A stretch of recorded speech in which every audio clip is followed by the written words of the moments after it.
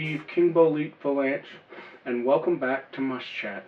I'm here, joined once again by Fred Tarkleton, our local mushroom sort of expert guy.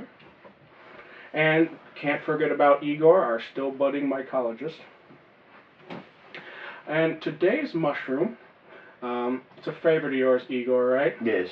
It's called the Yellowfoot Mushroom, also referred to as the winter mushroom, because it comes later in the foraging season than a lot of others. So if you're out there trying to do a bit of foraging, but you're a little late to the game, there's still going to be some of these guys for you to find out there. Now, talking about the foraging season, I just want to, we're getting there. We haven't quite overcome Vermont's harsh winters. We're getting really excited, but it's tough. It's tough to wait for a good time to get mushrooms. So, Fred, how have you been dealing with waiting for foraging? I know you're always cooking good dishes. Well, the kids have been drawing different types of mushrooms throughout the season. Okay. Anticipating the foraging season. Waiting, see. Yeah, and we actually did the winter mushroom on a mushroom lovers pizza recently. Oh, really? Oh, so good. Mushroom lovers, is that, because I know meat lovers has several types. Oh, this was like 4 types at least. Oh, that's great. Well, we can't, because if we put too many mushrooms on it, it would be just wouldn't even be pizza anymore.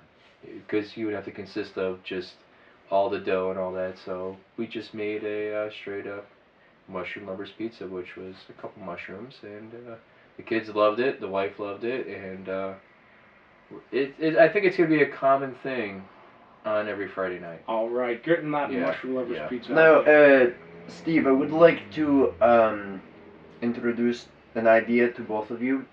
Listening, yes? Yes, so the winter mushroom, the Yellowfoot, also this called is the funnel mushroom, right? Do you know why that is? I actually do not. I have not heard this term. I mean, You can't drink beer through it, I know that. No, not well, quite. I tried.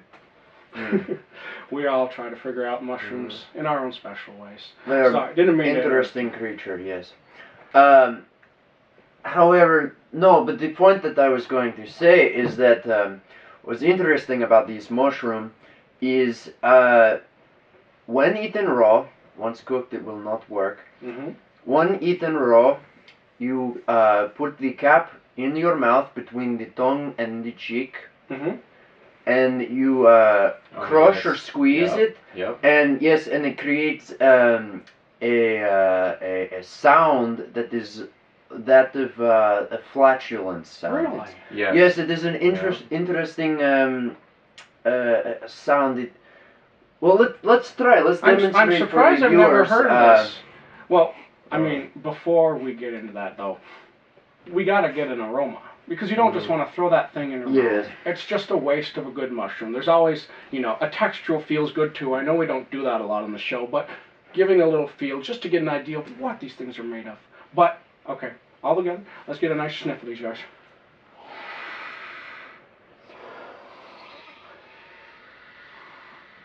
I gotta say, this one isn't as strong as a lot of the other ones I have. Had seen before. Subtle tang. There's a nice sweet smell to it, I would say. Yeah. It's very subtle. It's not as woody as the other ones, I would say. No, it's surprisingly. That's probably, I mean... But it's longer, that's for sure. As a winter mushroom, it's probably getting a lot less nutrients out of the ground, so it's probably got a lot less of those earthy smells, It smells like winter. Winter's very clean. Steve, I do see perhaps why it is called the funnel mushroom. I see this funnel. Oh, I feel silly for not thinking about that sooner. But yeah, so let us try this this experiment here.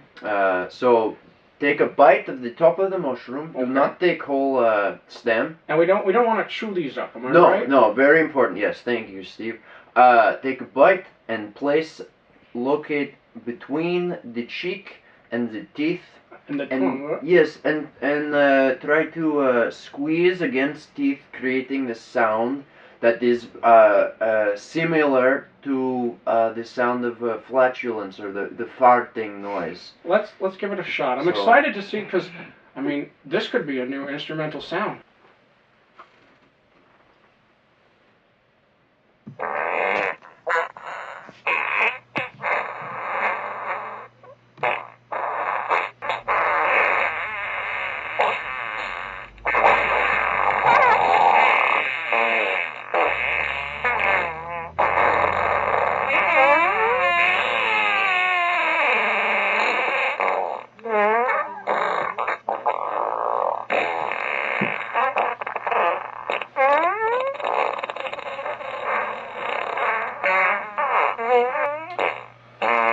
Yes, so it was interesting flavor.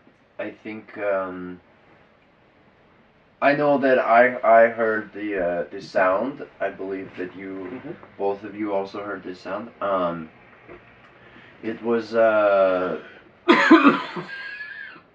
it not the most flavorful mushroom that I've had before, but certainly a interesting experience with this unique sound that we do not hear from other mushrooms. Do you, Steve? Do you have something to add to this idea? Well, I mean, I gotta say, I think it's a great mushroom to have in the winter too, because I mean that flavor, it's not going to take over everything. It's kind of a nice chill, nice cool, soothing flavor, so it's not going to get you all heated like you're on the summer. And if you've got those winter blues, that little sound is going to pick you right up. It's it's a full package mushroom. I think it's a nice woody taste, gets you in the mood for the winter time, and it's not overwhelming. I think it's really good. Oh, for sure. And it's really good on Mushroom Lovers Pizza. So good. You should really try it. I'll get you a recipe. Can you bring one in next time? Oh my God. That would be great. No, because it'd be all gone by the time I got here. We'll bring two. Yeah. Next time on Mush Chat, we're gonna get one of Fred Tarkleton's signature Mushroom Lovers pizzas in here. We're gonna show it all to you. We're gonna put the recipe up on that website. Make sure to check that out. Don't forget, let us know what you're thinking about mushrooms. We're always looking to hear a little bit more about what's growing out there in the woods. Thanks again for joining us for Mush Chat, and we'll see you next time. Thank you.